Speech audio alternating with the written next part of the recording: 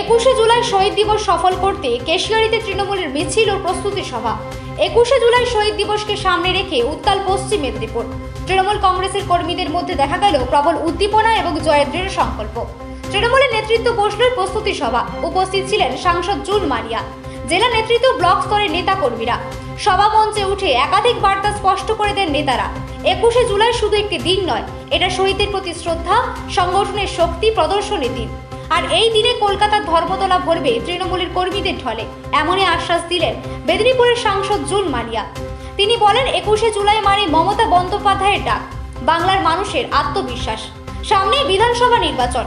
এই শহীদ দিবসেই প্রমাণ হবে বাংলার মানুষ কাদের পাশে আছেন। বিজেপির ভাঙন ও বিভ্রান্তির মধ্যে তৃণমূল নেতাদের স্পষ্ট বার্তা, বাংলার মাটি বিজেপিকে চায় না, বাংলা নিজের মেয়েকেই চায়। এবারের 21শে জুলাই হবে বিজেপির বিরুদ্ধে তৃণমূলের ঐক্য প্রদর্শনের দিন। এটাই 2026 সালের নির্বাচনের জয়ের ভিত্তি। কেশিয়ারি থেকে কলকাতা তৃণমূলের লক্ষ লক্ষ কর্মী তৈরি শহীদ দিবসকে ঐতিহাসিক করে তুলতে। তৃণমূল বলছে, লড়াই এখনো শেষ হয়নি, এবার শুরু নতুন অধ্যায়ের। এই মিছিল প্রস্তুতি সভাতে উপস্থিত ছিলেন দাঁতন বিধানসভার বিধায়ক বিক্রম চন্দ্র প্রধান, নারায়ণগড় বিধানসভার বিধায়ক সূর্যকান্ত আট, মেদিনীপুর সাংগঠনিক জেলার যুব সভাপতি নির্মাল চক্রবর্তী, মামনি মান্ডি, কল্পনা সিট সহ ব্লকের নেতারা। আমাদের কলেজ বা চলে না, উনি তো বললেন মেন পার্টটা উনি। আজকে কেমন লাগলো? কি দিদি যখন ডাক দেয় তখন ছোট ছোট বাঘিনীরা সব আসে, তখনই ডাকবে সবাই সারা গোটা বাংলা আমাদেরকে ভাড়া করে দোকান দিদি আছে, আমাদেরকে ঝাড়গ্রাম করে ঝাড়খন্ড, কোথায় রাঁচি, কোথায় জামশেদপুর, কোথায় বিহার থেকে। দিদি আজকে কেশিয়ারির বিধায়ককে মঞ্চে দেখা গেল না, কয়েকদিন আগে কেশিয়ারি ব্লকে একজন সরকারি কর্মী খুন হয়েছে, সেখানে টিএমসিপির নাম জড়িয়েছে, আপনি কি বলবেন? টিএমসিপির নাম জড়িয়েছে সেই ছেলেটি 2022-এ আমাদের টিএমসিপি সদস্য ছিল। তারপর সে বিগত এতগুলো বছরে সে টিএমসি নয়, উল্টে আমার মনে হয় কোনো একটা কারণে তাকে সাসপেন্ডও করা হয়েছে। আর সে আমাদের অ্যাক্টিভ ওয়ার্কার নয় টিএমসি। আরেকটা কথা আমি বলছি যে পার্সোনাল লাইফে এ কি করছে তার দায়িত্ব টিএমসিপিও নেবে, তৃণমূল কংগ্রেসও নেবে।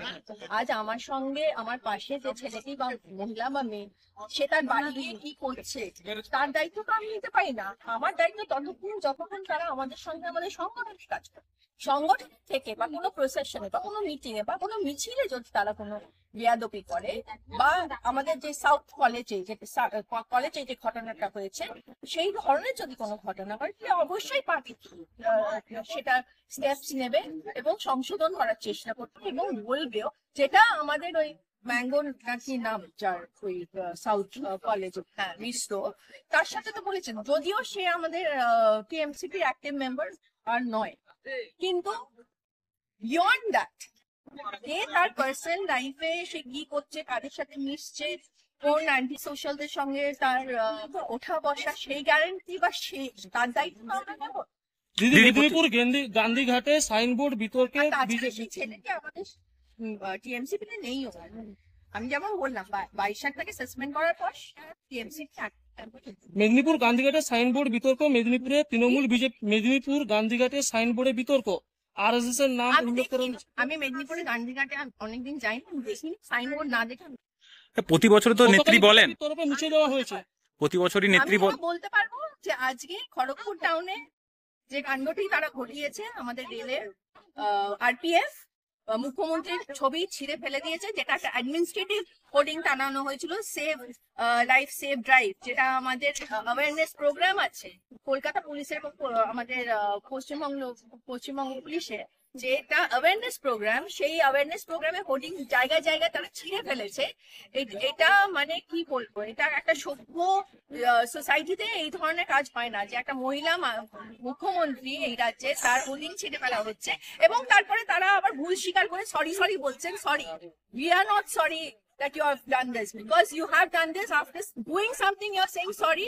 You should have thought about this before saying sorry. You cannot tear Chief Minister's hoarding, which is an awareness program. Awareness for what? To save life, to save drive. How can you just tear it? Just shows your mentality. I'm so sorry. DRM সাহেবকেও বলবো যে আপনি please, এর আগেও আমাদের বস্তি উচ্ছেদ নিয়ে এরকম মারপিট করেছিল, তাদের সিআরপিএফ সহ তাদের র্যাফ থেকে এরকম করেছিল, মারধর করেছিল আমাদের যারা ওখানে থাকেন, আমাদের বস্তিতে যারা যারা থাকেন রেটের বস্তিতে, তখনও ওনাকে বলা হয়েছে। আবারও আমি বলছি ডিআরএম আপনি প্লিজ আপনার সামলা। নেত্রী প্রতি বছরই বলেন যে বিগত বছরের তুলনায় ধর্মতলাতে লোকের রেকর্ড ভেঙে যায়, এবছরে কি ভাঙবে? আপনার কি মনে হচ্ছে বিজেপিতে দিলীপ ঘোষকে কি কোথাও কোণঠাসা করা হচ্ছে? দিলীপটা বেশি ভালো বুঝতে পারবেন? আজকে নরেন্দ্র মোদীর মঞ্চে তিনি নেই। দিলীপের জন্য আমার খুব খারাপ লাগছে, যেভাবে কোনো জায়গাতেই দিলীপটাকে দেখতে যাচ্ছে না। আজকে নরেন্দ্র মোদীজি এলেন সেই মঞ্চ, দিল্লিতে গিয়েও নাড্ডাজির দেখা হয়নি। দিলীপটা এবার আপনি একটু ভাবনা চিন্তা করুন।